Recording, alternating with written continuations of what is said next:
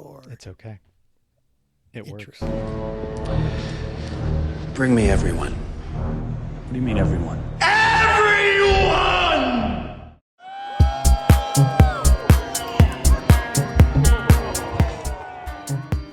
Welcome to Everyone Racers, a show designed for the world of low-dollar racing and oddball car culture. It doesn't matter what kind of limit champ or lucky track dog league you run, SCCA or NASA, we don't discriminate. As long as you drive it hard and built it yourself. Join us each week for tech discussions, tips and tricks, as well as news and notes from the world of amateur endurance racing. And whether it's on the spot, hella sweet, or we're lucky enough, and Chrissy gives us just the tip, we're sure you'll giggle a little and learn even less. Everyone report to the paddock. This is Chris. This is Chrissy. Timber. And I'm Mental. Welcome.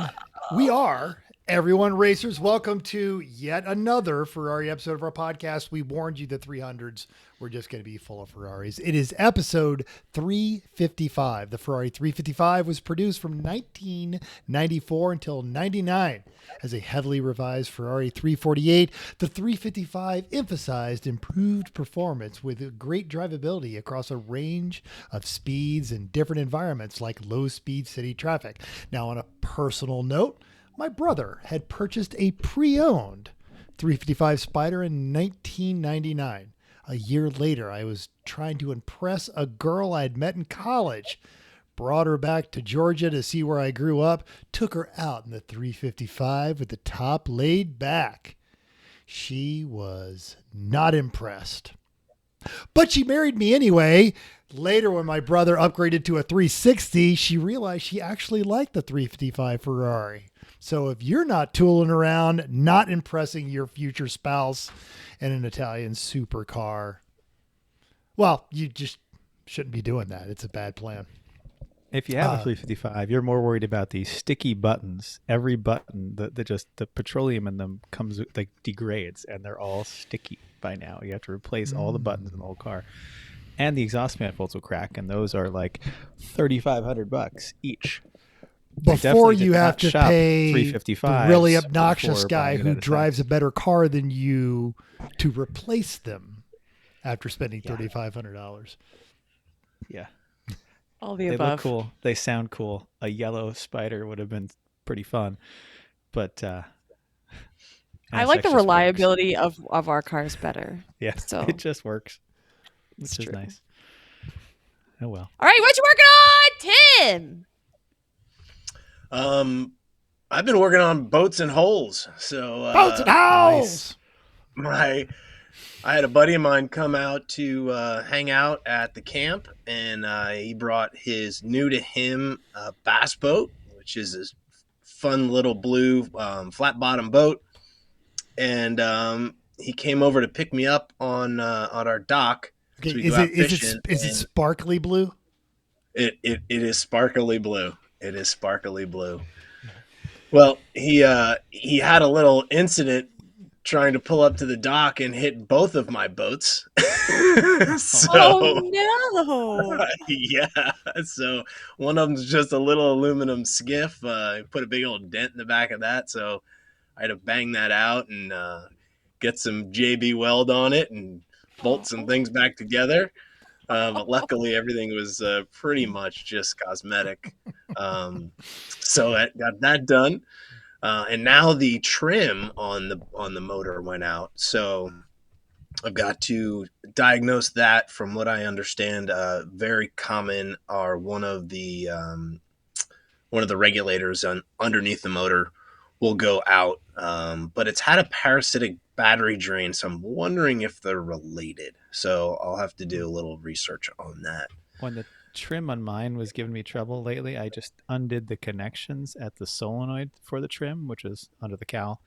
And this was completely accidental that I did this, and I made it work. I was trying to figure out how the relay worked. I had the signal wire off, and I was touch the positive to it. And I was like, oh, this works every single time. Why is it bad? I put it back together, and suddenly the switch worked constantly, where before it was like push it 20 times, get it to work. So try cleaning all your connections first. Okay, You never know. that is Less in the good marine advice, because environment. it didn't Like just cheaper. die. It was getting finicky, and then it just stopped being finicky. Yeah. We had this. That's what we had. Yeah. All right. It would go up, and then it wouldn't come down, and it was finicky. Really, is you'd push exactly. it.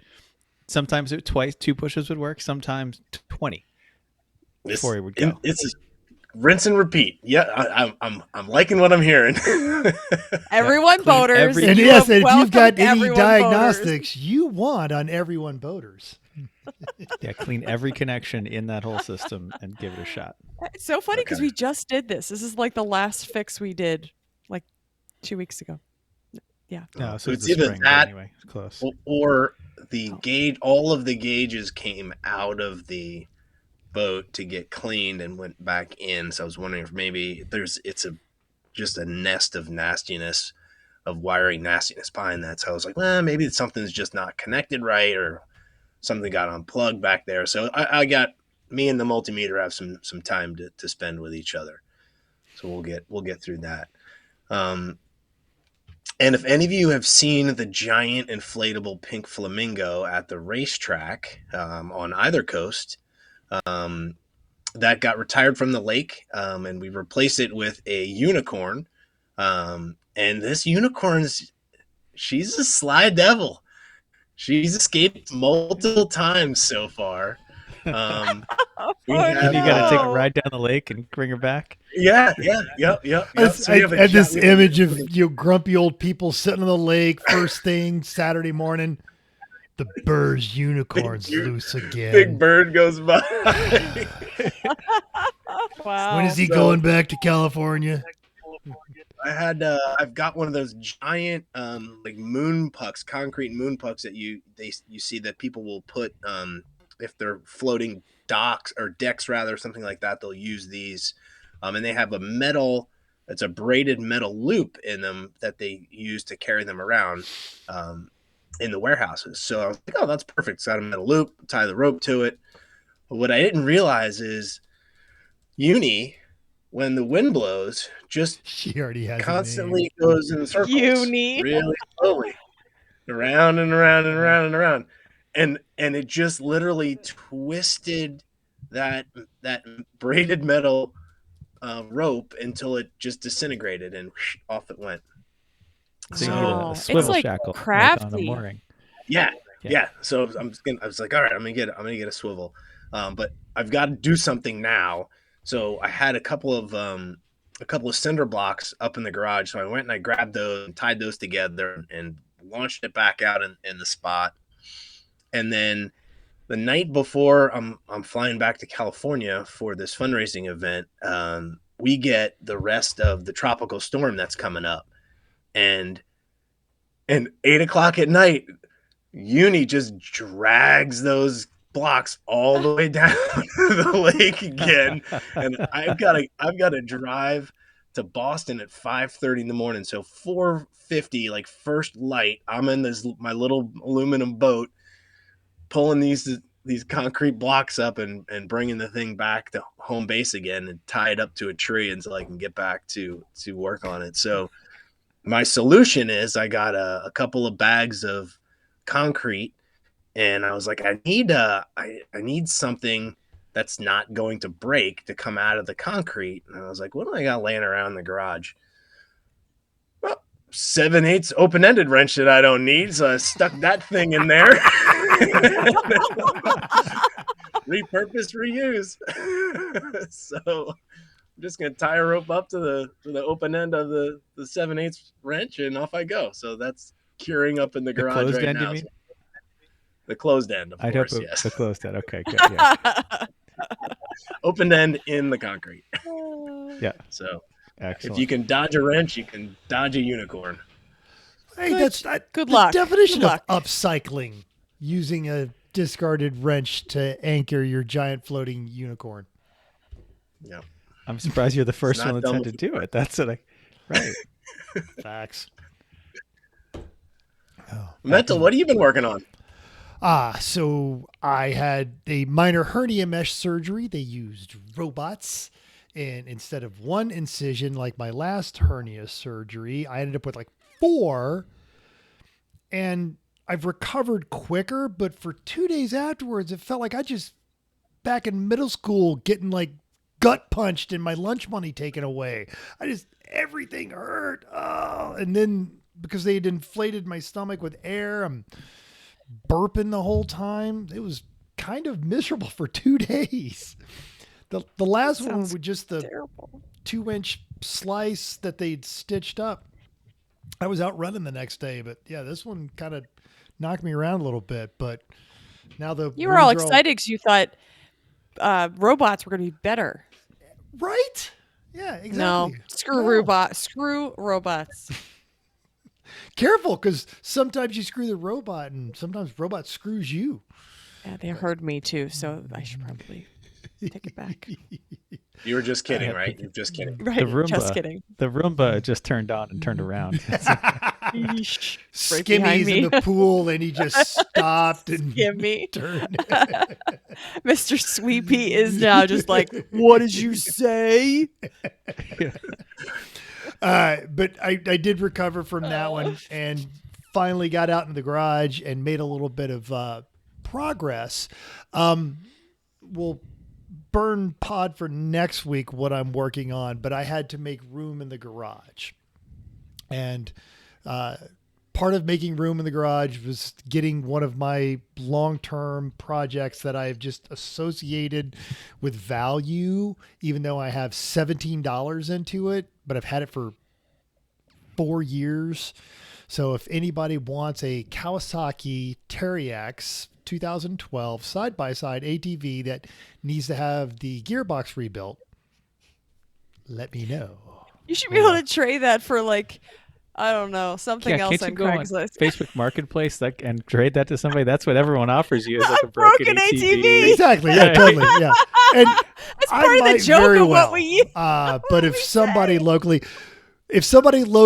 wants, because I offered it up to our group of friends in one of our message groups, and as our good friend Corey Dickman put it, you mean it's a pile of parts that doesn't have a title? Pass.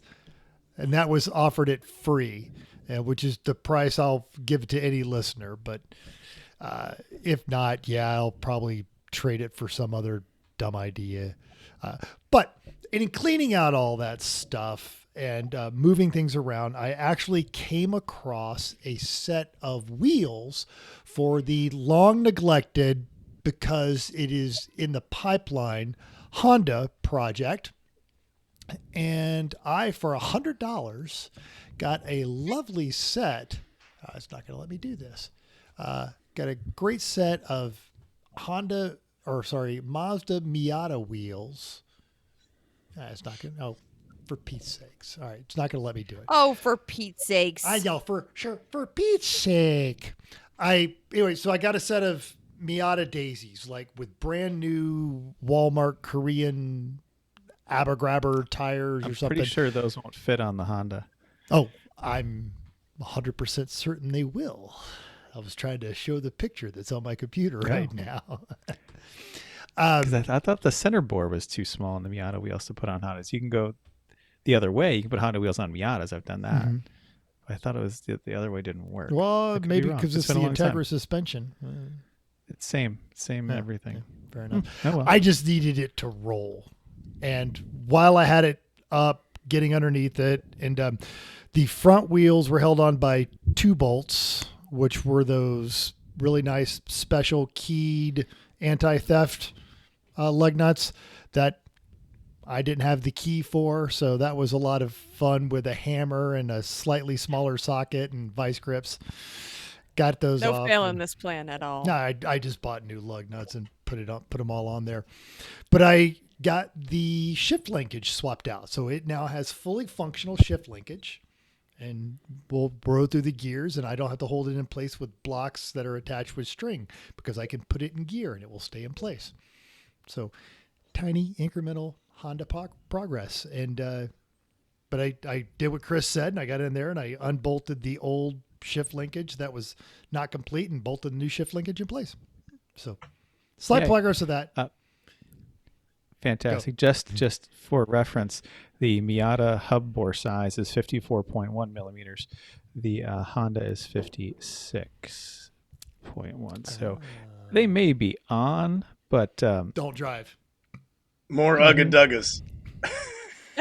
sorry, 50, no. yeah, I think, 56.1. I think that's for the EF. I haven't confirmed for the third generation, but it's All right, see usually if I pretty can make much that the same. work. So, yeah, I mean, they're there. They're there. That's They're all 4 I and need. 100, but okay. No And driving. No Like, driving. not even in the 'cause driveway. It's not hooked up or anything. Yep. Because the rears were just space saver spares, also held on by 2 lug bolts. So anyway, Excellent. Okay. clearing that we'll out. see. And then last night, our friend Steve Clayman, aka Dishwashing Fairy, was him and his lovely bride are in town. And so Vicky and I went and had dinner with them. So I got to say hi to the Dishwashing Fairy. He sends his best. So fun. Excellent. Yes. Yes. So sorry, that was way too long of a discussion about Hondas. Back to okay. everyone That's boaters. consumer advice right there. It is consumer advice. There it is. Everyone boaters. Chris, what are you working on? Yeah. Well, we went to the Cape this weekend, which is nice, and bought a new outboard. We are the proud new owners of a brand new Mercury 3.5 horsepower long shaft, actually made by Tohatsu. But this is just going to be an emergency get home motor for the Whaler. It's only 41 pounds, so it doesn't add much transom weight. And 3.5 horsepower should get it just about to hull speed, which should get us home if we really need to. So got that, left it in the shed of the Cape. I'll install it later. I want to make a protective sleeve for the transom before I clamp an outboard to it on that side. Especially after Anyway. all the work you guys did refinishing it. so much. Exactly. Mhm. Hence my want to have a protective sleeve on it.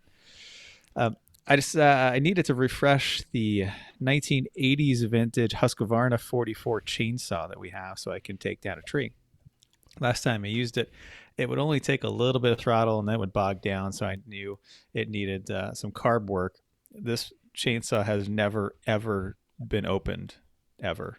So, yeah, not surprising. So I ordered a kit that's supposed to work. Guess what? Didn't work. So but anyway, I had the whole saw completely apart, and so I cleaned everything because again, nothing had ever been opened. So everything's nice and clean and all together now. And I had the carb apart, and I tried to make the parts fit that didn't fit.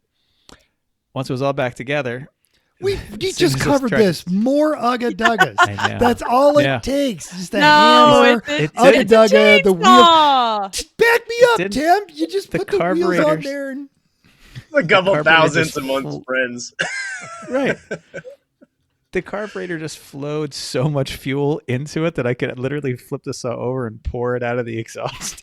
So that's why it won't start. Why won't it start? I don't know. So It's not where the fuel That goes. was too That's much not fuel. where it Yeah. belongs. that was too much fuel, even for a 2-stroke. So I ordered another new carb kit this time. Last time I just kind of well, that looks, okay, sure. Hopefully that'll work. This time I actually had the carb part in my hand and I could get the part numbers and make it work. So anyway, we'll finish putting that carb on together again so we can use the chainsaw. Tried to diagnose a dishwasher for our neighbors. It's a Samsung. It's broken, and it will stay broken because that's what Samsung appliances do. They don't sell parts. So I checked the easy stuff. It has power from the house. Yep. Okay. Does it get power to the board? Yep. Does it power out of the board? Nope. Okay. Great. Buy new dishwasher, Gloria. More Sorry. Ugga Duggas. Yeah.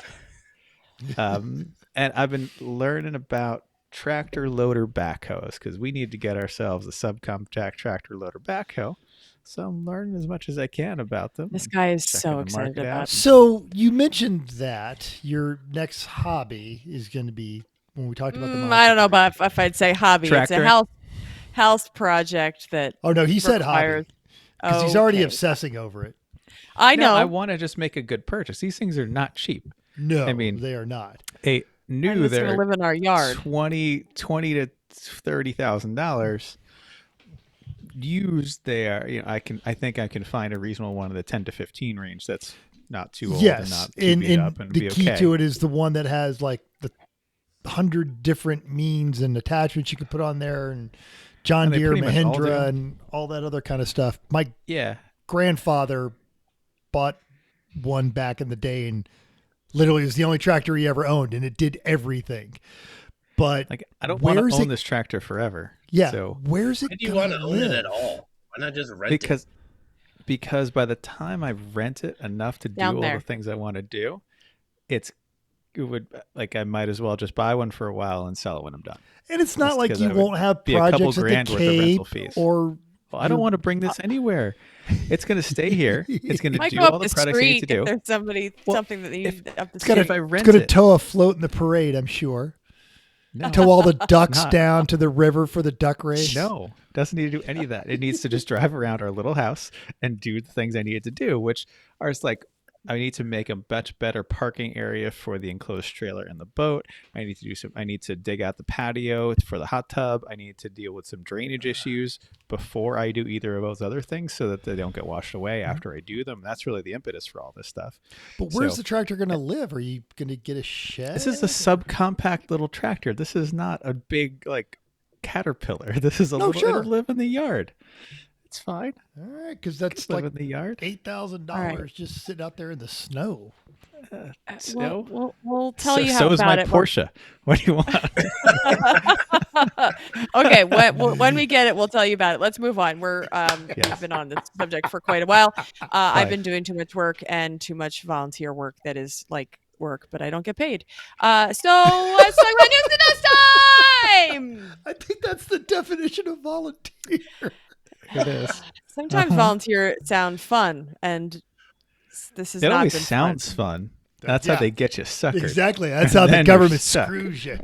Yeah. Yep. Hey, remember when Ford took the Mustang name and put it on an electric SUV when everyone was like, that's the smartest move ever? Well, Ford somehow remembers it that way. I don't know why, because literally no one said that. But this past weekend at a private dealer meeting in Las Vegas, Ford CEO Jim Farley teased development work on a long-rumored four-door Mustang coupe, which is a sedan, called the Mach 4, and an off-road Baja Mustang, and an EcoBoost variant modified by RTR. I don't know who that is. Why? Because Jim Farley believes Ford should double down on a key vehicle line because their competitors are dialing back. According to Jalopnik and Autopian articles linked in our notes, in fact, the same report says Ford dealers had a peek at a new Maverick-based van. At this stage, Ford doesn't have a name for it, so why not Mustvan? That sounds good to me. I like that better than Mustang van.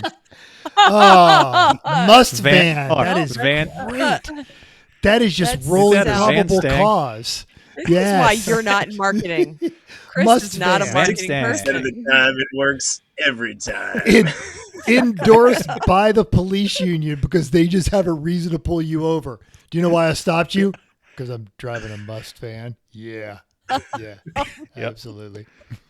No, because when you must have a van, it's the Mustvan. It's great. That is van life by force. It comes with a bubble window and a mural with a wizard. Just select here for the wizard option. Exactly. You get the wizard or the buxom young lady riding a horse.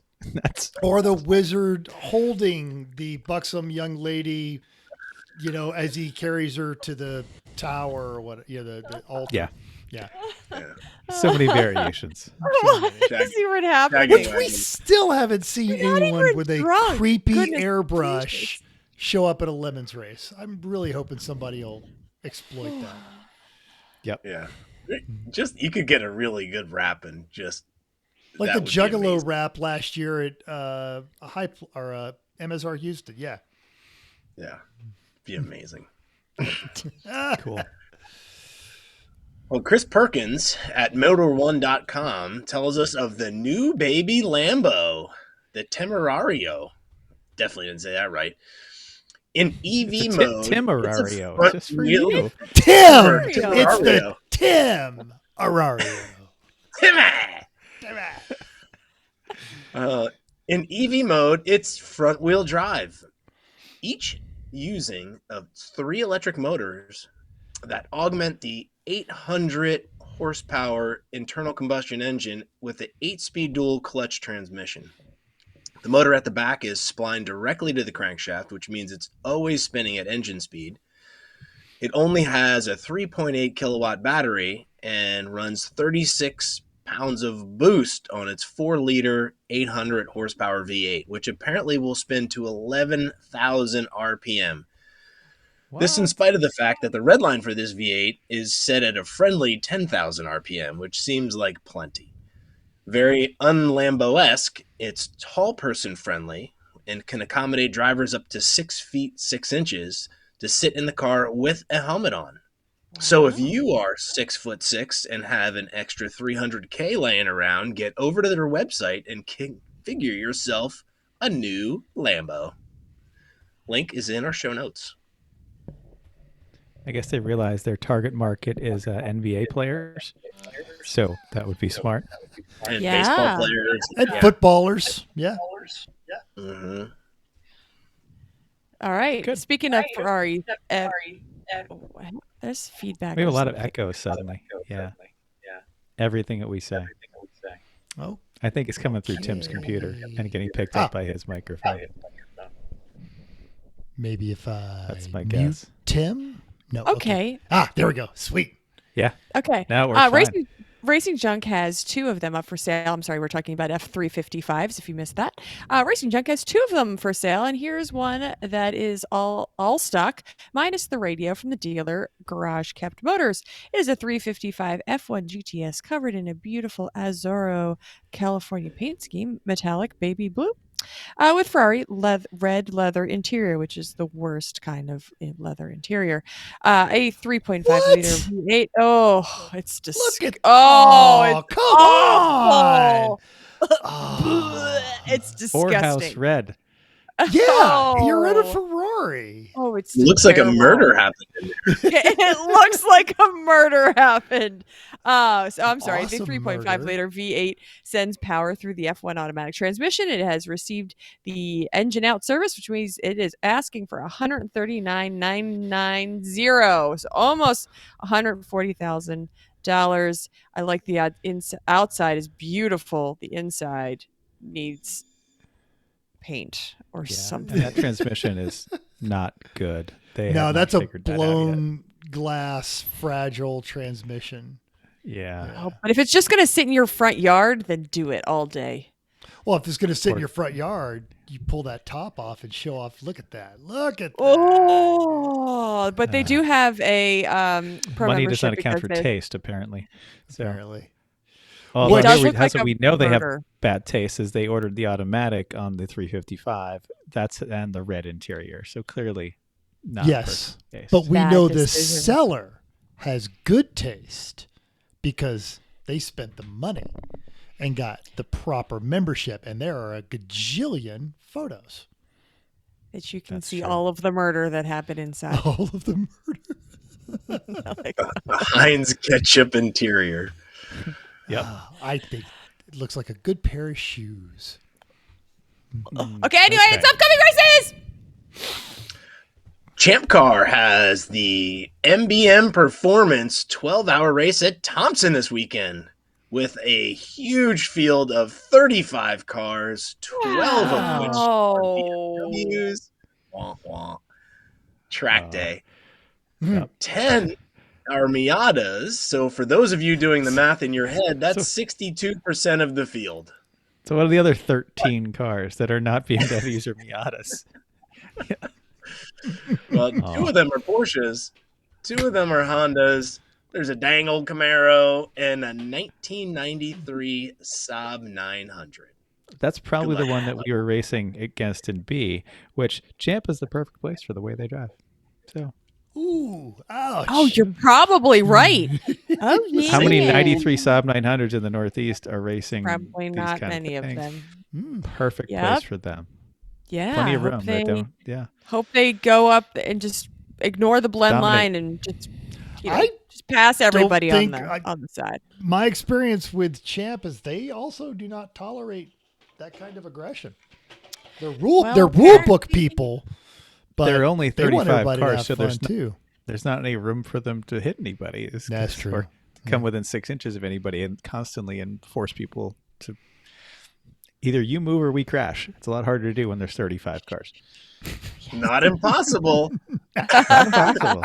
Not at all. So you're saying Cool. there's a chance. Nice. All right, racing results time. Champ just wrapped up a True 24 at VIR. That must Yes, have they been did. very fun. A was First Wheels Racing in 03 Miata.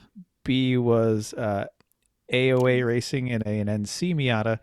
C was Rockwell Autosport in a 99 Boxster. D was Floridian Motorsports in a 944.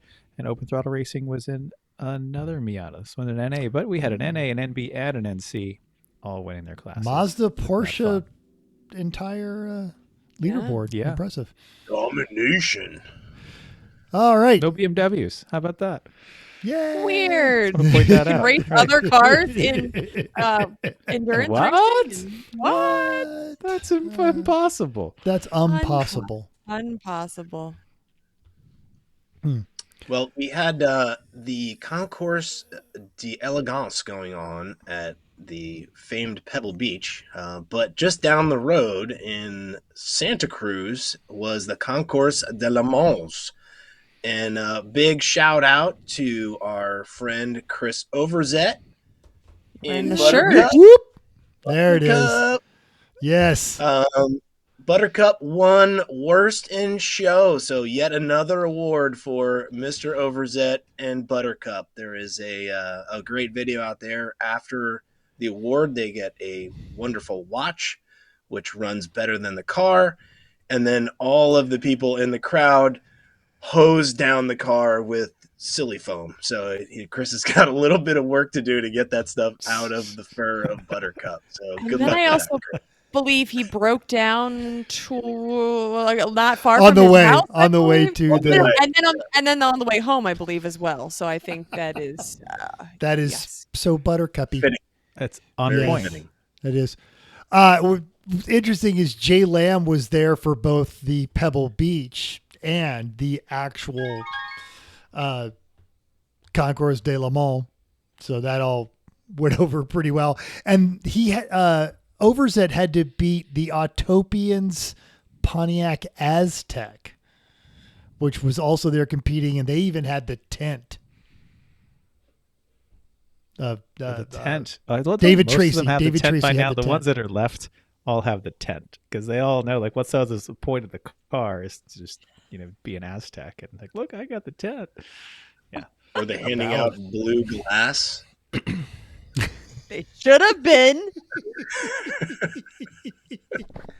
Oh, folks, I apologize. I do not have listener feedback this week, and that's just all my fault.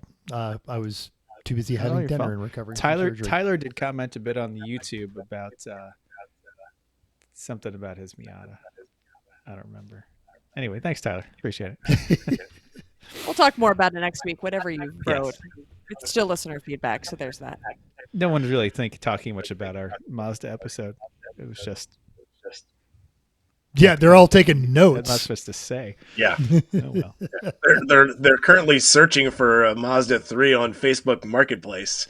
Which they absolutely should be. We literally just gave them the instructions for competitive B-class, cheap, affordable racing. So you should go back and listen to that episode if you're not. The show we sponsor, the Wrecking Yard, he listened to that entire episode and introduced his episode this week by going, man, they were talking about building it. Those guys are on. He goes, those guys and that gal, they're in it. They're doing it right now. Y'all should be listening to that show. Great. Great. He's a hoot. He really is. Yeah. Check out the Wrecking Yard if you haven't listened to that one already. You know who always provides good feedback and remembers to put it in the show notes? She doesn't always put it in a place. They're big on verbal Direct feedback. Direct Ah, feedback. Direct so. feedback. Okay, there you go. I'm genuinely curious, Chrissy's mom, what is your direct feedback on the interior color of that Ferrari?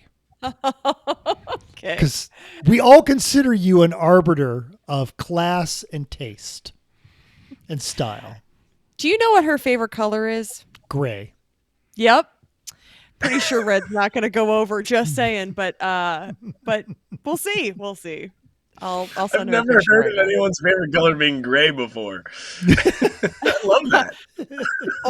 All yes. All the shades. Every I swear that's what I was I gonna like every say. shade. I was trying to Yep. take that It's back. gray. It's not like it's beige. There's a difference. Gray's got style. Yes, she is very Yeah. stylish. I just don't think she's gonna love the red interior. But I'll let you know how it goes over. How about that? Fair enough. All right. All right. It's time! Woohoo! Well, there's a lot to unpack here. Yeah, Tim, I you spent some started time doing some research, and one of the things that I realized is that there are a lot of people that have tried to DIY their cooling systems, whether it be making their own shirts or making their own coolers or making blowers to try to blow air on their bodies or in their helmets. And the only one you shouldn't try is shirts. 100% unanimously, everyone was like, just Totally. spend the money and buy the shirt. So This is they're not that well expensive. into our wheelhouse of learn from our bad decisions, because Yeah. the first one, I think it was like you guys set up a sweatshop with Chrissy's mom and you guys Yeah. made the Yeah. homemade. And I And you know, remember you showed it. I'm like, this is the coolest thing ever. And it was cool, but it wasn't. they worked, Cool. but there weren't. No, just buy it. Yeah. It was neat, but it wasn't cool. Yeah, exactly. It provided some cooling. It was just nowhere near as much as the good ones. Yes, sorry, we didn't. The whole thing. We're talking about all the different ways you can stay cool in the race car today. That's really. It's about you staying cool, not the car staying cool. Screw the car. You need to be cool. Yeah. All right. So Tim, what else do you find on shirts? You looked at all these different options. What is available? Because frankly, I need a new cool shirt. Mine, I the do as seam well. on the arm on the arm sleeve is such a gaping maw right now. I could fit my head through it, and I occasionally just stick my arm through it. I'm trying to get it. It's like, no, that's not right. And so I need a new one. And your What is string out there? is all coming out of your shirt as well. Yeah. I'm sorry, the The piping tube- is coming out too. Yeah, And I the have piping has pulled through so much that I definitely have to run it down my off-white thigh. in Yeah. a V right here. Yeah. Yeah. Mine navy shirt is now more baby blue than navy. So I'm also Mine's in the still- market. So Mine's still black, but it started that way, so it should be okay. It's Well, turning there's, gray there's- over time. there's a lot of options out there. Chill Out makes a shirt. Coolshirt makes a shirt. Fast makes a shirt. Ultrachiller makes a shirt. A couple of them that are kind of new. Fast makes what they call the Carbon X, which is a fire retardant material for $360. That's pretty neat. It's got a alpha wicking material without using spandex or nylon to reduce the I'm on fire, don't melt to my body rate. And I That's nice. think all of us have some Carbon X under stuff because it was on a Zook or like a on Whoop, flash yeah. sale a couple years ago. I only wear it when it's cold. I know I probably should wear it more, but Oh, it's too Jeff hot wears it all the sometimes. time. Can I interrupt this? I'm laughing if you're watching this video. Can I interrupt real quick? Going back to you, I decided to text my mother right now, and I just sent her a picture of just the interior because I know she's going to love the exterior. And so she said, I said, what do you think of it? And she says, it's very red with a lot of exclamation points. I said, do you like it? We're split on it. And she said, wasn't gray available?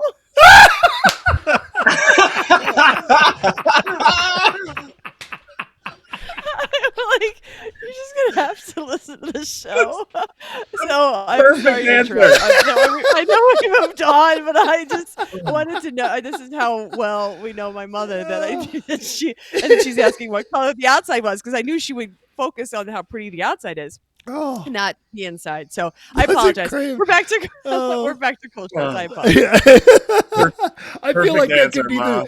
if we didn't already have the help you make well-informed bad decisions, that would be our new motto. Wasn't Gray available? Okay, I'm back to Coolshorts. I apologize for interrupting. I needed to feel like it was still Amazing. fairly timely. Okay, Oh, go that's ahead. great. So the Fast Carbon X is pretty unique out there. Good looking shirt. All of them have 50 feet of tubing in them, so they're all pretty similar. Most of them nowadays have them running across the shoulders as well, which is new since when I purchased mine many moons ago. As Yeah, well. my Fast has it on the shoulders, and it's kind of nice to have, like Yeah. more cooling. It could be bulky though. I don't know that I have a whole lot of room in my suit at my arms. To get it over. Because I have guns. Yes. I'm sure. Thanks for making us feel bad about ourselves. Go ahead. Keep going. Well, your kind of standard shirt, which everyone's seen, short sleeve, Coolshirt, Fast makes them. They're usually in that 160, 175 range. But one thing that I stumbled across was Coolshirt makes a shirt, a hoodie, basically. So the hood comes up over the top, and it's got the tubing that runs through the hood as well. So if you've somebody that runs hot and you want that extra bit of cooling, you can go Coolshirt with the hood, or they also sell separately a Coolaclava, which is just a single piece that you can put on and connect it through. I don't know how that's going to feel under a helmet. So if anyone's tried it, please leave a comment in the doodly-doos, because I'd love to hear that. And Chris has got Dishwashing Fairy had one. Dishwashing Fairy has one, yeah. He got one thinking it was a great idea. He tried it once and hasn't used it since, I think, because you have to spec your helmet bigger for that to work. It seems like a great idea because you lose all your heat through your head. Like that's why you wear a hat in the winter. It's the same kind of thing. That would be wonderful, but you have to have a helmet that'll fit it. And he's follically challenged as well. So he's got, I'm not bagging on him lest all of mine fall out. But I mean, yeah, it's not like he's trying to squeeze a bunch of stuff under that helmet. And so he said you got to size up your helmet. Yeah. So if a helmet company's listening, maybe integrate that into your helmet design going forward. That could be a very nice add-up. My row has it. I've never hooked it up. Yeah. Okay. Interesting. So somebody's thought of it, just haven't done it. They haven't done it right yet, apparently. Yeah. The cheapest shirt I saw out there was from Paragon. They've got one for $159. Or if you really want to fire up the tubing, they've got one for $240. It's got 100 feet of tube in it. So you're basically underwater, I guess, the whole time you're driving. You better have a big ice pack because you're going to burn through some ice, I'm sure, in that. So lots of cool options. There's it's once again I found a couple of things that were totally new to me digging around, which was cool. They've got some shirts have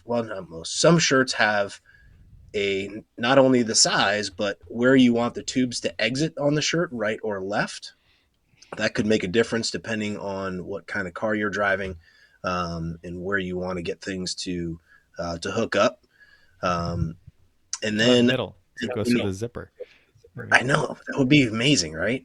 But some race suits actually have exits in the pockets, so you can fire your tube out of the pocket. That's a terrible idea, but okay. People have cut holes in their pockets, which doesn't seem like a tragic idea to me as a way to get them out there. That seems fine.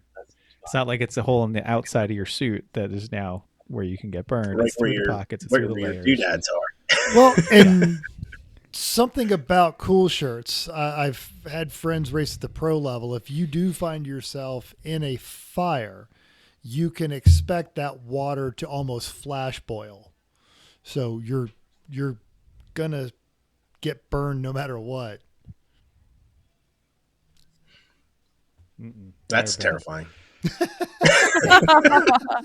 But you're cold most of the time, so that probably makes it's kind of even. It's kind of Well, Yeah. your Right, head's balance itself because out. you're cool. You're reacting smarter, so you can get out of the car faster.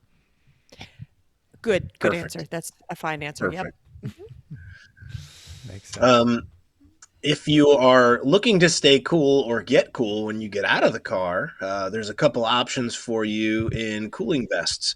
Elite Hybrid has a sport cooling vest. It uses 4 pockets, 2 in the front, 2 in the back, where you can insert cold packs to keep you cool while in the paddock.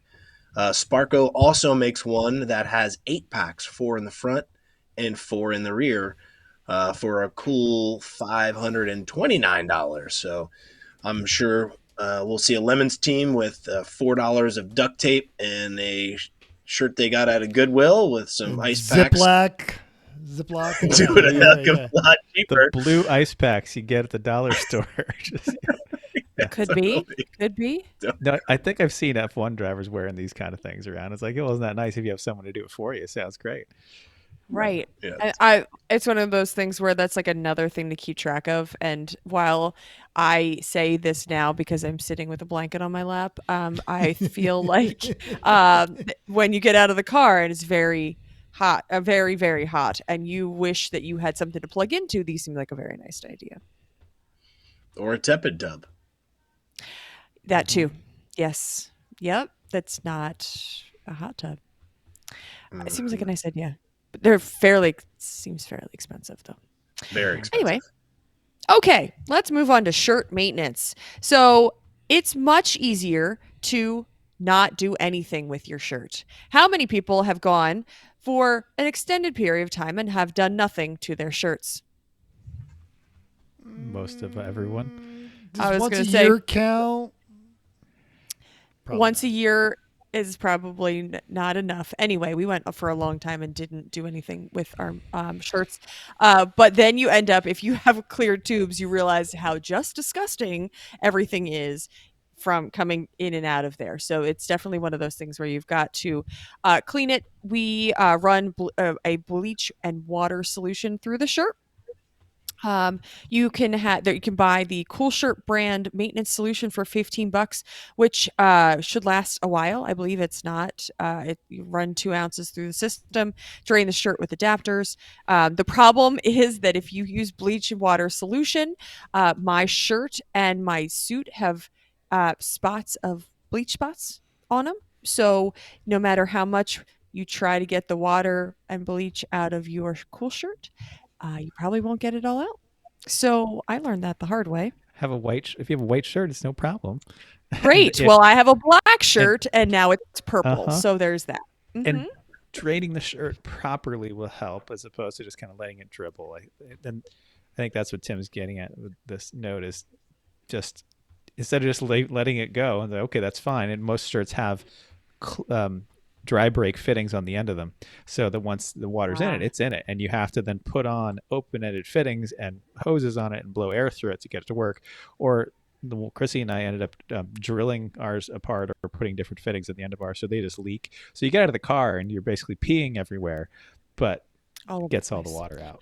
Yeah, it does, and that's why I dripped that bleach solution because it has no dry breaks on it. So yes, yep, that's a thing. But at least it's clean inside, so that's all that matters. Yep. Yep. And then ours doesn't usually freeze during the winter, but there's a note on here that it could. We just keep ours in a closet in the bedroom. Uncle Dave was saying if the cooler lives in the car, it's good to run some antifreeze through the lines in the cooler. But Because you're probably not going to take them all the way out. Sure. Yep. Got it. Just blow our lines out in the car. Usually that works. To Do the stop your that problem. fingernail on the one end and then the other one against your No, teeth. And I've got extra fittings, and I just put them on there so that it actually is open, and then air gun, blow the lines. But in our car, the lines are open on both ends, so it's really easy. You could actually just and blow on it, and it'll clear it out. But definitely, if you have a pump that stays in the car, you've got to get that pump, the water cleared out of that, even because that can get damaged in the winter. The pump, and if more you than the lines. live The lines are anywhere flexible usually. where there's humidity, the green chunky stuff that suddenly finds its way into your shirt is horrible. Tim, or you just I have a quick sidebar story. Sonoma, a year and a half ago, one of the guys, Jimmy from Motherfuckers, we had a marital aid that was going around, and it kept, as one does, thrown in different spots, and Jimmy was trying to be funny and put it like under the seat, the cover of my race seat, and right before the race, and so I tucked it away for the proper moment.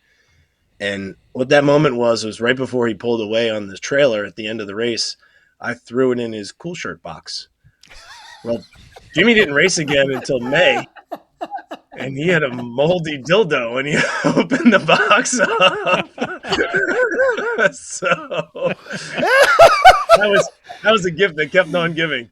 In this episode, Jimmy has a moldy dildo. Wow. Sorry, Jimmy. Oh, that's awesome. That's why I leave our cool shirts cracked with the latches in place so they can't close. Yeah, helps a lot. So in addition to the Jimmy. bevy of products that you've seen discussed so far, and this is one of those, of course they had those. I wish I had known this long ago. Are you tired of crawling out of that car with a world-class case of swamp ass? Of course you are. I've got underwear that I just throw away after an extended session. But thanks to the research of our guy, Tim, I now know that they make Coolshirt shorts. This is a game changer. This might change your life. Need one of these. Yeah. I need to make this go and actually show up properly. There, it's not going to do it. But so How does it hook in? It's got the same plugs. So I'm imagining you're going to decide like where the priority of cold water is. Oh, that's what I'm thinking. And no, you so can put a T that's on the these things. primary that goes right out of the cooler. And then you take the other end, hook it to the shirt, to the shorts, or shorts to the shirt. Yeah. And then it cycles back to the, yes. Yeah, just you might need an extra fitting or two, but you can make that work. I am feeling like this might make your cool water go warmer faster. That's Probably. what I'm Yeah. thinking. Yeah. Mhm. But it will make my sweaty bits sweat slower. It's so worth it. You know that and so special feeling you get when you turn your cool shirt on now? Imagine if that's also there. Oh, You- wow. and it Really has need to a be the personal moment. right race, like Thompson, where you guys were just at Thompson, and it was 96 with all of the humidity. I feel like this would This have year, but been years past. Yeah. delightful. Yeah. I feel like you've Something got to else. be careful with it though, because it's like if you are really hot and you haven't been like cycling it, and you're like, man, I'm really hot, I'm gonna turn this thing on. It's that like jumping into the Pacific Ocean kind of moment. What did you say? Oh no! Oh no! Oh no! Oh no! and then. Yeah. This is Wow. Wow. I'm excited about this. This is fantastic. But that's a great point. We're going to talk about coolers, and then we'll talk about various solutions, because that's always the curse at the end of the day, is your cold water is just not staying that cold. Yep. This is not going to help. we've got some math for that later. Ooh, I love math. No, What? I don't love That's math. All right. Math Oh, is great. Chris's gig of last. Oh, That's awesome. Big at Chris. Oh. All right. We'll And let we Chris will come have back links to all of back to this. her. So on to coolers. Coolers, I mean, there's so many options for coolers. You've got different sizes. Like Fast makes a 13 and a 19 quart, and it's not that much more for the bigger one. I think it was like $325 for the 13 and $355 for the 19. You've got Coolshirt. They've got one for $480 for water only, or you could get one for $558, which has got the air and water cooler adapters. But if you want to get the whole system, which has got all the tubes and everything else, that's going to run you a cool $1,500. So, That's so much. I think for now, what most of the lemons world is probably interested in is just the water coolers. And you've got the 19 quart from Fast. Paragon makes one also for $317. Ultrachiller's got an interesting one. They've got a 64 ounce or a 1 gallon size. And the Ultrachiller one, they have a swap out where you can, basically it looks like a big canister, a cylinder, and you can pop those in and out on a quick release system. So it solves the, my water is now warm and the next driver's getting in. You can pop those in and out, which is pretty neat. But they are pricey. They also have a drink system that can be integrated into it, which I thought was a pretty cool idea. And a little bit later, we'll talk about drink the Coolshirt water. Ew, you should not drink the Coolshirt water. Is that what No, you do? no, I'm kidding. It's a separate canister. No. Assembling Didn't line. we just talk about the bleach water green Don't drink shit the that we're Coolshirt, especially after it's been on Mental's balls. No. Separate. Swamp water. Oh. I'm just gonna take some water from the tepid tub and make some blocks of ice. Make my stomach turn. Wasn't gray available? Does this water come in gray? It does after a weekend. Yeah, absolutely. Sure does. Oh. All right. And now what are most people listening to this going to do after all that? They're going to make their own. Yeah. They're going to Throw up. They're going to throw up. DIY. Listen to what sure. Tim told you in the beginning.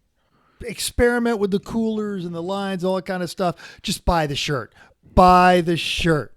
Don't make your own shirt. I know you think you can. And you can make one. It's going to suck.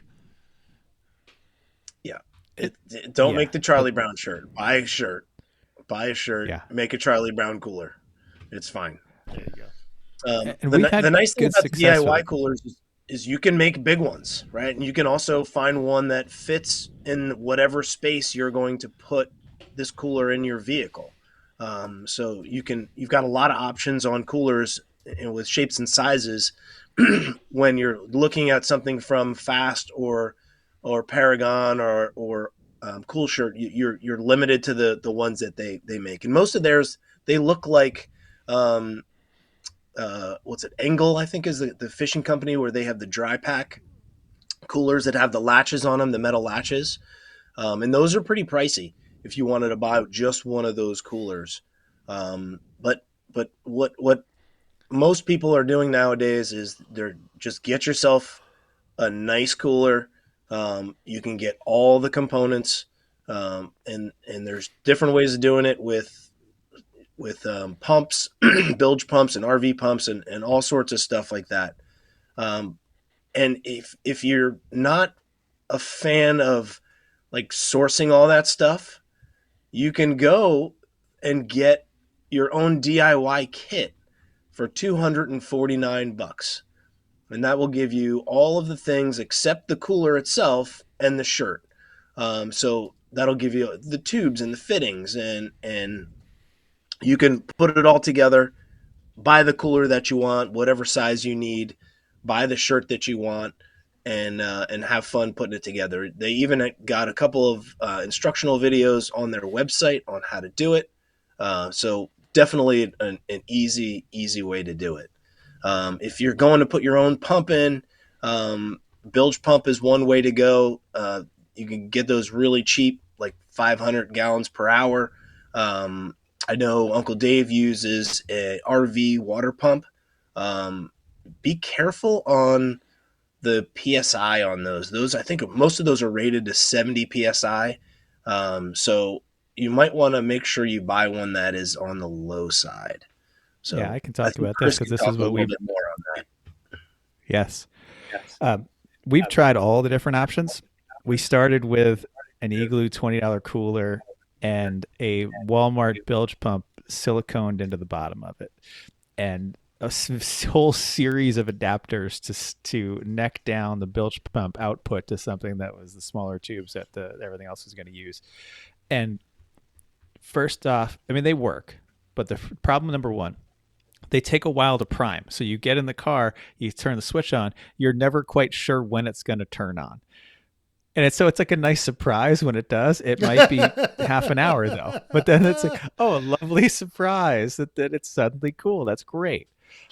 Problem number two is like you're ratcheting this thing down in the car. It's, it can fall over. It fell over in ours several times and leaks all the water out, which is lovely for your feet for 2 seconds. And then it's not. And then you get black flag because you're leaking a lot of water. The coolers are usually pretty crappy. They don't stay cold for all that long. And with the pump in the bottom of the cooler, you can't use big block ice really unless you make some kind of guard for it. Like we at one point even we had a little plastic like kids bucket and we put that over the pump with some holes in it so the water could get in and out, and screwed that to the bottom of it, and it worked. Don't get me wrong, it worked. It was better than nothing. But if you have a big block of ice, it can knock the pump off. Well, blocks of ice are more efficient than the crushed ice that you get most places. So it worked. It was okay. But we then decided to go to a different system entirely, where we have the pump mounted in the car. And you started mentioning what Uncle Dave does, Tim. We all kind of just did this at the same time. You take an RV or boat to 12 volts, positive displacement, self-priming water pump. You keep it as basically low flow and low PSI as you can find, because you don't need to take a shower with this thing. You just need to move some water. And if you get too much pressure or too much flow, it's not going to, it can't really handle it in the size tubing you're looking at. So I've got an example there. That's actually what we have in the car.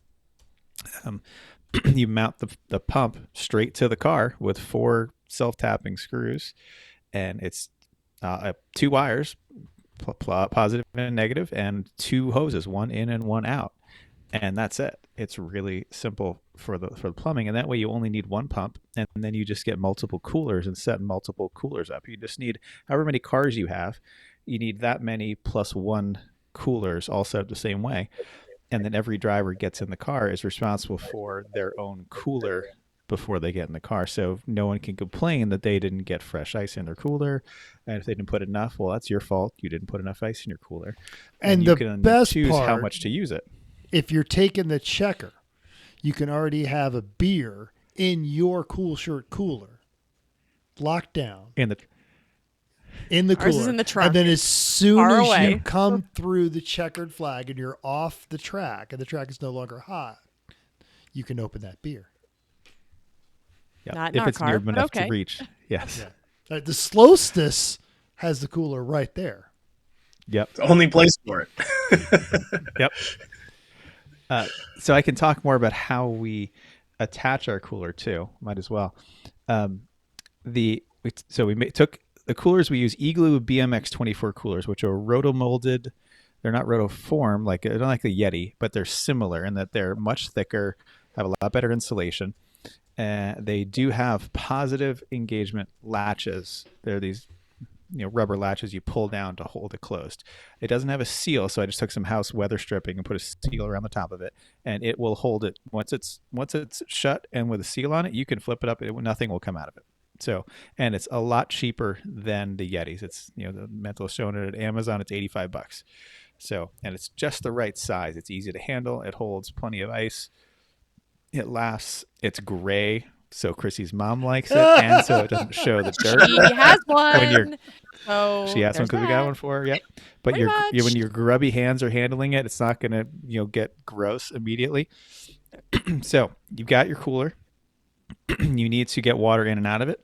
There is when we get down to the connector section, there's a fitting that you can then basically it's the same connector that your shirt has, but it's on a threaded fitting. And you drill a hole in the side of your cooler and thread this in with some silicone. And that lets you put 2 of those. That lets you have fittings in and out of the cooler.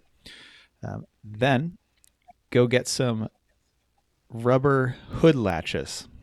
I've got these 8-inch ones that I've used. They're like a hood latch on a Jeep or a trailer fender tie down, any of those things. You know exactly what I'm talking about. They're $13. You get 2 of them.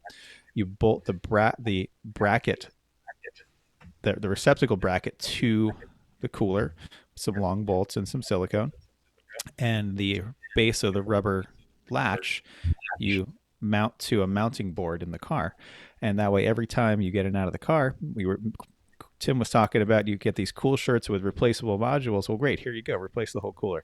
It is so much faster just to pop the latches, pop the 2 fittings, which we color code with duct tape so we know which one goes where, and you've got the whole cooler swapped. It's cleaner, it's faster, it's more efficient. You don't spill water everywhere. It just works really, really well. And the pump primes instantly and flows instantly. You don't have to wait for it. So the base plate, we've made ours out of several ways. And originally we made them out of wood because it's nature's perfect composite, and it's really easy just to put a piece of plywood. Yep, exactly. What can it do? That with some angle iron, aluminum angle iron to hold the cooler in place, and bolted the tie down straps to that, and then bolted that wood frame to the car. So it doesn't add much weight, makes a sturdy platform for it, works great. Then Hamza decided he wanted to make some out of metal, so he had a batch of them run that fit the cooler just perfectly, and I welded the brackets to the side of those and then bolted that to the car. That's what we have in the Civic, for example. So some kind of mount, and the latches on the cooler, the 2 fittings on the cooler, the seal on the cooler, pump in the car, run the lines up. Works really well. Several people have asked me for how we actually do this. That's how, and all these part numbers and examples are going to be in the show notes that you can use to go build your own if you'd like to.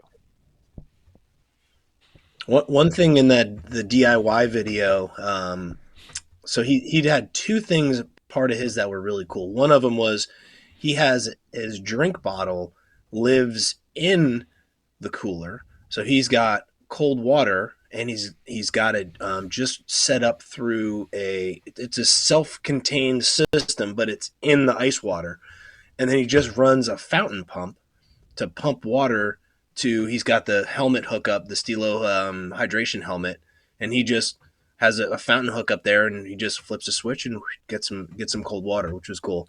But the thing that I thought was really neat was he has a T on his system, and his is in the system right there. But I like Chris's idea of having it out, and that little valve that he turned is how he empties water. So if you are struggling with getting water in and out of your cooler and spilling it in your trunk and then getting flagged for having water, you could just have the hose run out of the bottom of the car, open it up, dump some water out, put a fresh block of ice in, and go that direction. But I think the way that 3-pedal does it with swapping the coolers is a way, way better way to go. But if you don't want to build 2 of them, that's a pretty cool plan B. And if you put that outlet hose right above your hot exhaust, it's a great way for it to be steam instead of water, potentially. But that could also be a problem in the pits What's all that smoke? It's nothing. Nothing. Don't. No. Fine, no everything's worries. fine. It's fine. It's fine. It's fine. It's fine. It's probably fine. Leave it alone. It's probably fine. Yeah. All right. Well, now you've got your cooler, you got your shirt, you got your lines, your balls are cool. Now you got to have a switch to have this thing be on Okay. and off. You can't just leave it on all the time. Well, you could, but then you're going to run out of ice before your shift is over, unless you have a Agreed. really massive cooler. So you could just do it the old-fashioned way and have a toggle switch, and I'm hot, turn it on. All right, I'm good enough, turn it back off. But sometimes you get the red mist, and you're driving real fast and real hard, and you don't have time for that, right? You don't have to give your attention to that. So what we've bought and worked really well in all our cars so far is the Livewell Timer for a bass boat, essentially. And what the boats have a little tub that you put your bait in, or once you catch your fish, you put the fish in this thing to keep them alive, and it cycles fresh water into this from the lake, the ocean, wherever you are, into this little tub. And you don't need to do it all the time. You can do it every once in a while, as long as there's fresh water in there for the fish. So this is exactly what this switch is designed to do: is turn. We don't need the video. Yep. Oh, okay. Turn a pump on and off at intervals. So you can, when you turn it on, the first click, it will run all the time.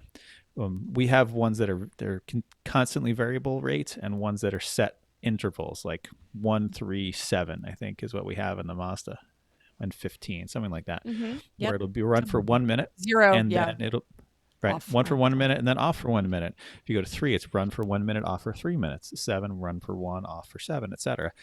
So you can select your own, or that you get the infinitely variable ones, which is the one that Mental's showing, the one we have linked in the notes. They're $40.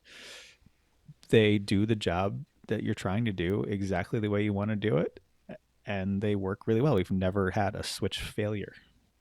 They're easy to mount. Just drill one hole, bolts on both sides. It's 3 wires, and yeah, give it a try. Would heartily recommend. Wholeheartedly, big fan. In the Wholeheartedly. in the Failbird and the Solstice, we have a speed controller. So it's just a DC motor speed controller. You can buy it on Amazon for $10.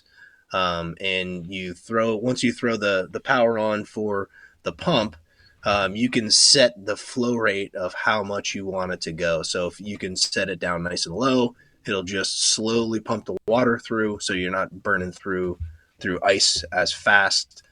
So a different way to skin the same cat. So, works good. Yeah, I wonder how well that would work with the positive displacement pumps versus the bilge pumps. Like if it's a pump with an impeller, you just spin the impeller more slowly, and it'll just pump more slowly. But if it's the displacement pump, it needs to have enough power to pump. Yeah, it might I don't not know have how well it would work there. requirement. It's probably a bilge pump solution only. I would guess that's probably true. Yeah. Hey, but someone wants to try it. Let us know if it works. Cool. How do you connect all this stuff? There's so many connectors. All of the connectors. How do you figure out which is the right one and get it right, especially when you show up to be in a arrive and drive? How do we do that? I'll talk about the DIY solutions in a bit. Tim can talk about the actual proper stuff that he researched. So you've got there's a couple of things that I've found that were pretty cool. One of them was all of the Coolshirt connectors are designed to be able to be pulled apart if you yank on them hard enough, right? So if you're getting out of the car in a hurry, it will come off. It might trip you up a little bit, but it will come off. But they sell emergency release ones, and these are molded in red or have red tabs to differentiate them from the standard ones. And these have a breakaway pressure of only 20 pounds. So you can't pull them out real easy if you just fumble with it.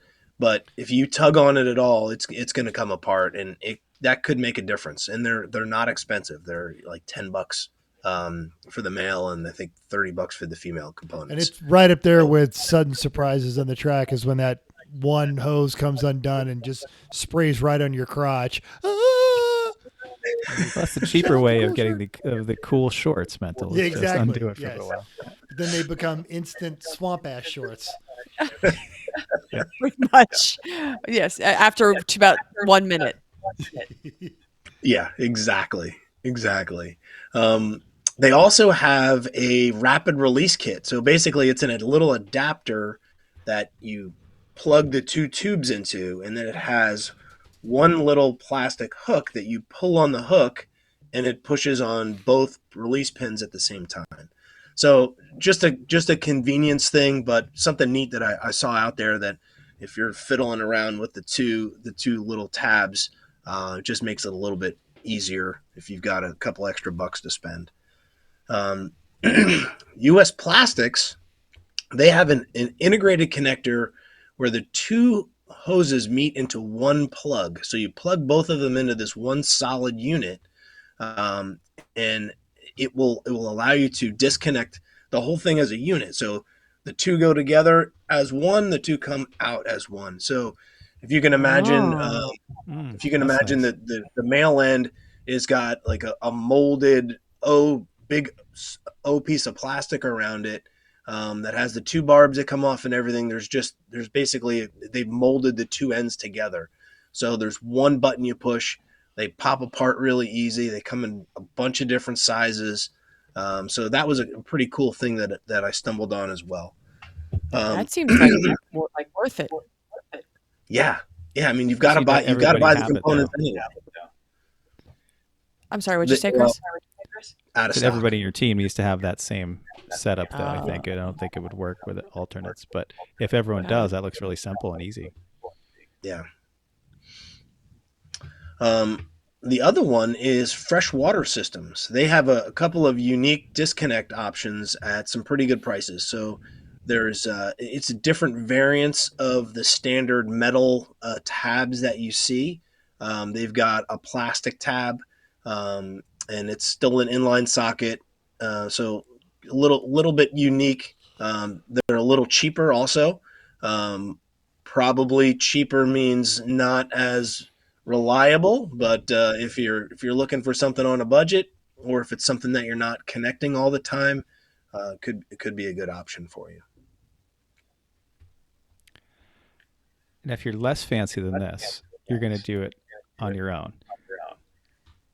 Which, once Tim mutes his mic, that'd be great. So, basically, go to McMaster-Carr. They have all of the things. Basically, they have all of the things. That's how McMaster-Carr works. They have everything out in the world. They're amazing. If you're anywhere in the Northeast, they'll ship to you really quickly, too. They're in New Jersey. I usually order stuff, and if I order in the morning, I usually have it the next day without paying for expedited shipping. They're very fast. They have all of these quick release fittings there.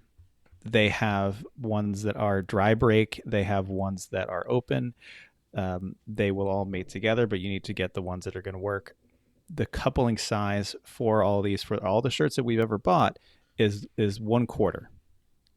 And we've always been able to get our shirts to work for the most part, but some other people's shirts have not worked with our female fittings that we have, the universal fittings. I think it were Coolshirt.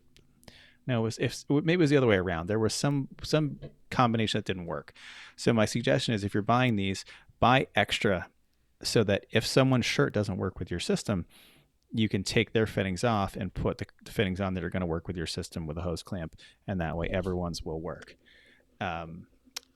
So, yeah, hang on a second. There's a cat that's on the upper shelves of my office. I need to That's not great. I want to go back to full screen Chris, because I just suddenly want to see a cat and then Chris Things step back fell down. just slightly bloody. Yeah, I know. No, he wouldn't be. Kitty. So, interesting transition. Pantless Matt dropped a dog off at the house this weekend. that he had found it had been abandoned up in a state park, and then found another friend to come down from San Francisco. So we're pet people. Off with it? Oh, yeah. Great. All right. So yes, get the quick connect fitting from McMaster. They're 1/4 inch fit. That's the fitting size. As far as the barb end, it's whatever your hoses are, but they're usually going to be 1/4 or 3/8 inch inner diameter. Most of the shirts, I think, are 1/4 inch. We usually run 3/8 lines. So we just get the fittings that work for you. They have all of the different sizes in these quick release fittings. And you can get them, like I said, either open or dry break, but it's nice to have a match set of male and female. They're going to work better that way. So just do that. But I've got in here, we've got the part numbers for both of the fittings and also the cooler fittings that we talked about earlier. And one last thing to get from McMaster is get all the hose that you need. And if you're going to use one of these positive displacement pumps that we talked about, the suction section of the hose that's only a foot long, you need to use a sturdy PVC reinforced hose for that. You can't just use the vinyl tubing. The vinyl tubing will collapse. It'll suck right down under the pressure. So get the reinforced hose. It works great. Yep. Okay. Love McMaster-Carr. And while you're there, just spend some time browsing and you'll find all kinds of other random little crap that they have. He's like, oh, I never knew where I could buy everything. 100 of these clips. That's awesome. Early, yeah. And you always need like one more of like the pin on your trailer that you're supposed to put through the connector so it locks, so it can't come out. Like, you need some extras because you lose those. Or hood pins. Just have extras. Right? Always. Everyone in your team should have 4 hood pins in their pocket. That's why we leave one clip to the fuel trailer. Even that's like the trailer hitch thing on the fuel trailer is a hood pin just in case. Mm-hmm. Yeah. McMaster's has a really good filter and search function of their website too. I was impressed with how easy it is to navigate that. Yes. If you're not sure what you want, just start clicking. Get in the right ballpark, and then use all of the filters on the left, and it's amazing what you can find. So what other options are there? You don't want to just do things the normal way. Tim, what else did you find that's not just the normal way of get your cool box, get your cool shirt, and go? Well, you can buy a seat that actually will blow air. It's a ventilated seat from Next Gen, and there's 2 air ports in the back where you can hook a hose up and blow air into the seat. It seems like a pretty ineffective way to reduce the body temperature, though. I think transfer through the fire suit is probably going to be your big challenge. But if you're someone that drives your hoopty to the track and you don't have air conditioning in your race car anymore, this might be a really nice way to go. It's an interesting idea. Yeah. Sat in one. I want one of those for an office chair. At SEMA, I thought we saw those.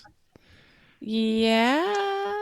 Well, it's like the Coolshirt in the car. Like we've got the vented seats in the Cadillac and the Mercedes. Yeah. The ones in the Cadillac will suck you to the seat. The ones in the Mercedes are a lot more subtle.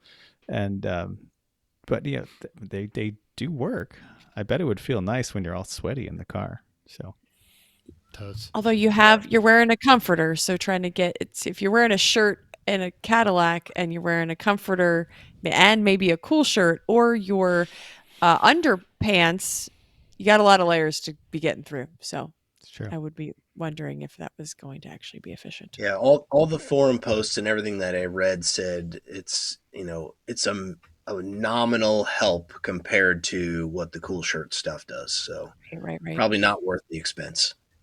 Mm-hmm. I wonder if you like the opposite problem. If you remember years ago at Road Atlanta, it was freezing and raining and everybody was getting into wet, cold race seats, and maybe you could pump like some hot air through there. And okay, much better. Yes.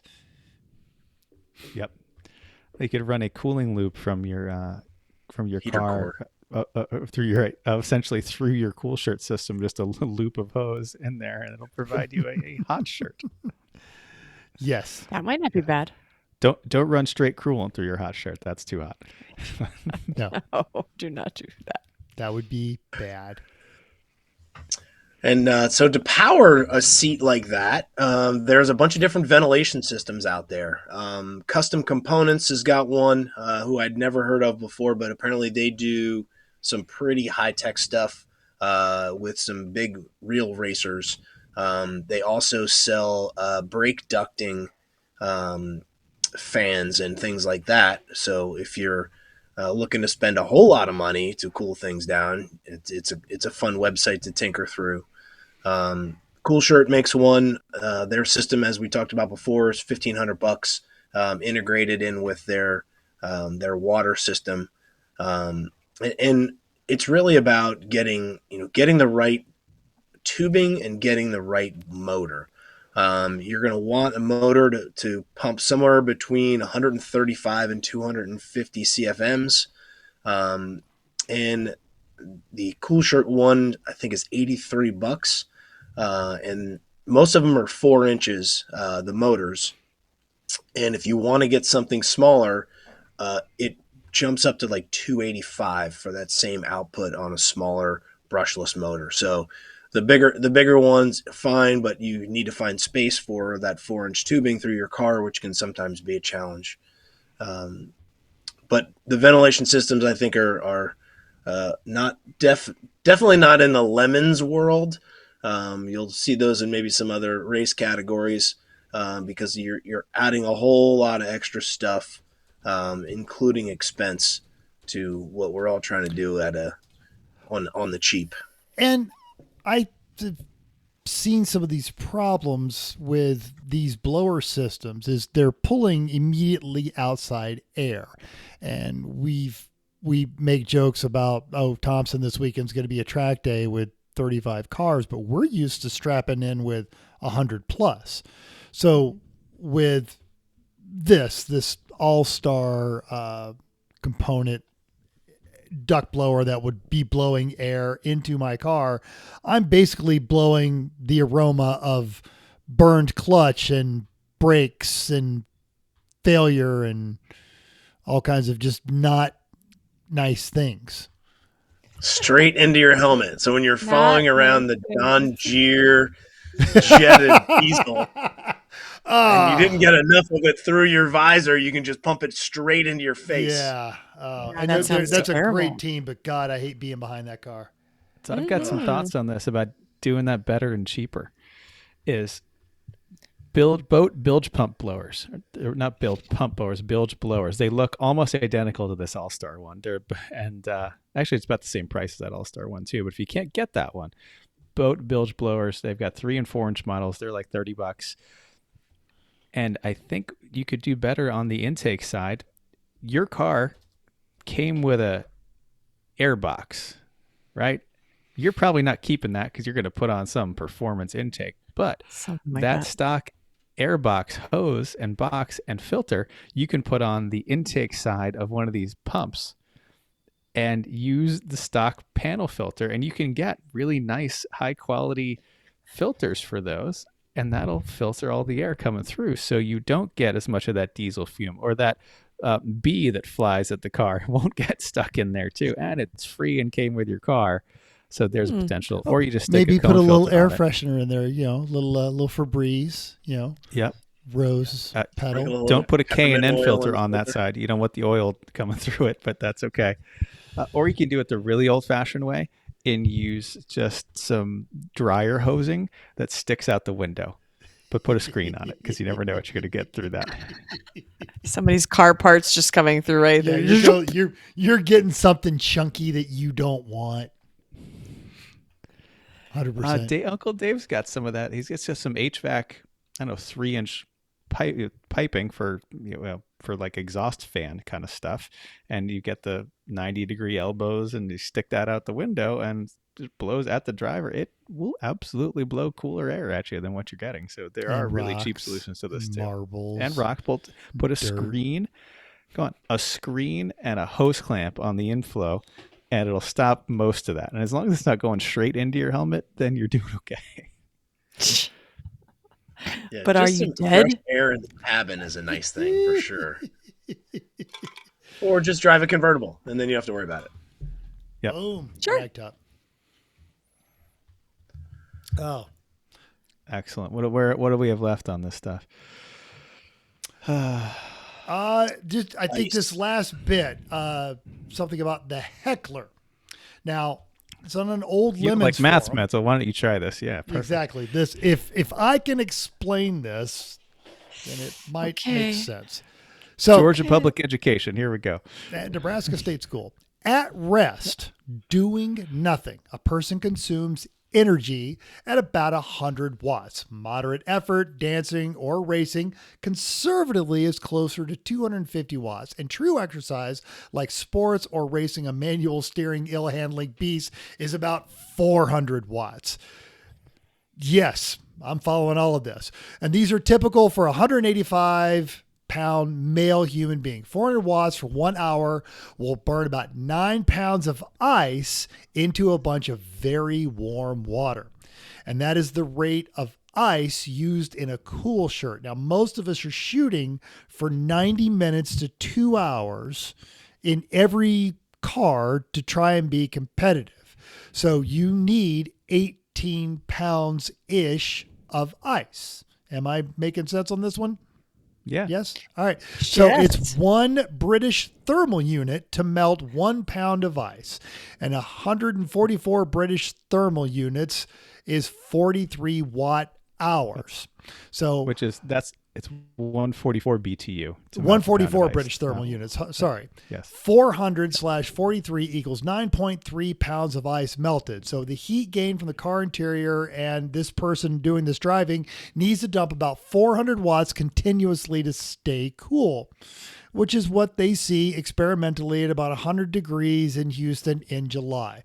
So a good 20 pounds of ice in a cooler will keep you going for a stint.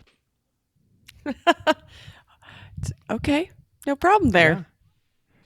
And we've tried all the different ways of having ice. You know, the bag you buy at the Wawa with just the crushed ice you dump in, all that. You know, it's very cold at first, and then it goes away quickly. Very quickly. We've tried the like frozen gallon jug, which seems like this is great. It's a whole gallon. It's frozen. It's already there. Well, it's great at first, and then once most of the ice is melted, you're just left with a cold water with an ice cube in the middle that's nowhere near where you want it to be. So it's no longer really transferring the heat out to the water anymore, and it takes up a lot of room. So that doesn't work. Big blocks seem to be where it's at. We have great luck with buying these 12-pound blocks at our local beer distributor. Is one of the places that actually has them. They're very hard to find, so we buy 10 of them before a race weekend, and that's a good start. Uncle Dave takes half-gallon milk containers, and when he's done with them, cleans them all out and fills them with water, and before he gets in the car, cuts the cardboard off of the half-gallon milk container and dumps that in to have a DIY big block ice. So And anyway, that I you can do make a understand big because block. it's a function of surface area, because the water, the more ice the water has to go across, the cooler the water gets. So you got But to it find the has to happy flow. medium.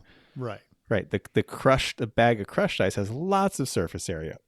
But it doesn't it also flow doesn't take- well, and it It doesn't take much to melt it. overpowers the little tiny ice cubes. Yeah. Yeah. So give it a So shot. something that I've done is I'll do just bags, like Ziploc bags, and fill those with water and freeze those. And then I have just a little dorm fridge that I have in the trailer, and I bring it out and I'll plug that in, and then I'll refreeze each night more just bags of Ziplocs. And before you go and you put them, you rip the bags off and you slap the chunk of ice in the cooler, and off you go. So it's similar to what Dave's doing, but it's easier to kind of shove them all in a little dorm fridge because they'll make their own size, whatever they need. Yep.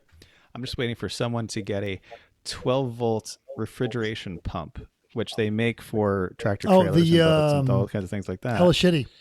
They Yeah, did it. I'm sure. Yes, Hella Shitty did. But someone who was not professional Normal- engineers who did a really normal fantastic job. Right. Normal dumb people.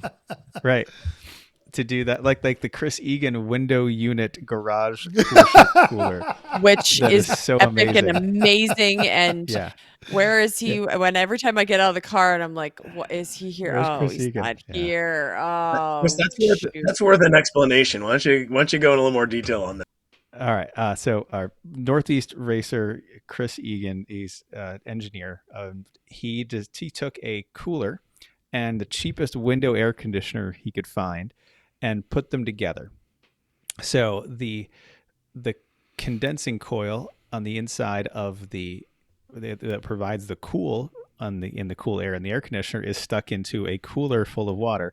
The rest of the air conditioner, which is the compressor and the actually that's the condenser. It's on the outside. What's the part on the inside? The evaporator. The evaporator's in the water. The condenser's on the outside. The fan, the compressor, all on the outside. And so the coolness is being sent into the water on the cooler, and the hot air and all of the rest of it is on the outside, and it's on a thermal switch, so it goes down to about 38 degrees, and it's got 4 sets of ports on the outside of this cooler, so people can just plug in, and it's amazing. Yeah, it's fantastic. He brings it to Thompson, and before and after your shift, you just go stand over in their paddock and plug in. And you get can nice and move cool. around. It's long enough. Yeah. It's a good way to be able to like rest your body and cool down after you get out of the car. It's great. Yep. I've says he's seen got the a nice principle applied, like with basically it was a giant for like the size of your food cooler with multiple plugs, but not with an air conditioner integrated into it, which is Chris Egan level of brilliance. Yeah, it's so simple and effective and reasonable. You just got to put the pieces all together, and it works great. That's awesome. Yep. All right. I feel like this whole episode is sort of a just the tip because we're just trying to keep you cool, man. Totally agree. Yeah. Yeah. Yeah. I think Sounds good to me. the tip is do whatever you can to not get overheated while you're in the race car. Don't underestimate that. Get out of the race car. Just this recent exercise that I was working, they had an air conditioner malfunction on one of the fighter planes that was taken off from a southwestern desert location. And as they're going out there, the pilot said, all right, I can't do this. Turned around, headed back. Their wingman went with them and said, I got you. And they're like, no, you just got it. And as the wingman is listening to the flight lead, 2-ship flight lead, deal with air traffic control, realizes their brain's not working right. Takes over the radios, puts them on final, gets them on final. And at this point, the pilot is slurring. Blah, blah, blah. They roll the ambulance that meets the fighter plane, stop it on the runway, and immediately jab an IV in the arm. It can happen just that quickly. You're wearing a Nomex outfit. It doesn't breathe. You're in a environment making 400 watts, and your normal body temperature is 98.6 before it's 105 degrees outside. So, yes. Do what you need to do. Stay cool. Just don't make your own shirt because it's not going to work. Learn from our mistakes, right? Right. Yep. When you're starting out, it seemed like a good idea, but learn from our mistakes. Absolutely. Yep. Great. What are we doing next week? Thanks for doing all this research. You guys did a lot. Yeah, Tim, dude, fantastic. Yeah, Tim, thank you. Chris, I love all the part numbers. I had never heard of this. The McMahon people, they're McMaster-Carr. McMaster? That's You've also never like heard of McMaster? How are you living? What? Seriously, I'm obviously living inferior. Yeah, you were going to find all kinds of things where I never knew I could buy that. Oh, right? Great. Yes. Like I've needed that. I've fashioned that because I thought that nobody sold something. Just like the fiberglass episode, for a month afterwards, all of my YouTube ads were from the boat people. Now I'll start getting, and I'm okay. I'm down for it. I'm here for it. You'll need it. There's so much there. It goes on the catalog because we get it at work and we order stuff from, like, the catalog is the size of your head. Like it honestly, like it is that big because they just sell so much stuff. Anyway, this is one that's way better online because of the filters that Tim talked about. Completely agreed. I'm just saying that's why it's how many things that they have. They should totally sponsor us. Hashtag. Anyway, let's talk about next week. So we're going to talk about Road America. 3 of us have driven it. 1 of us have raced it. Lemons has had there. 2 of Chrissy, you and I raced it. Technically, it was 1 lap. Apparently, so 3 I called that driving because it wasn't wheel to wheel, but yes, sure. I mean, I was driving on track with other 2 actually, and it was documented, and other people were on the track at the same time, so kind of wheel to wheel. Anyway, what next time they're going, one of us are going to race it, one of us is going to judge it. So hopefully you'll join us for a track walk and learn about the track and why we love it. Okay, I'm basically looking at all of you to teach me about this track. So yeah, okay. I've never been. Yep, get ready to do your taxes on the straight. And IMSA was just there 2 weeks ago, I think. So there's a really cool race on. You can probably watch a replay of that on their website. So check out the IMSA race at Road America. Great, absolutely. It was a great IMSA race. GTP cars, NA Miata, yep. Same, exactly the same. Yeah, totally. Yeah, same. Not at all. Okay. All right. Stand by. Thanks for downloading us. We hope you enjoyed this week's edition of Everyone Racers. We also hope you will join us in the world of driving, racing, building, because everyone can be a racer, even you. If you enjoyed this podcast, subscribe. It's totally free. And go to iTunes, give us a 5-star rating. Even if you hated us, give us 5 stars and tell us why. If you have any questions or show ideas, drop us a comment on our Facebook page, Everyone Racers, or email us at everyone.racers@gmail.com. You can still text pictures of your junk to me at 484-243-0455. Find us on Instagram at everyone.racers, YouTube and Facebook under Everyone Racers, and even Reddit at /E1R. Thanks again. Until next week, keep the shiny side up. Unless, like us, there is no shiny side, then just keep those wheels down.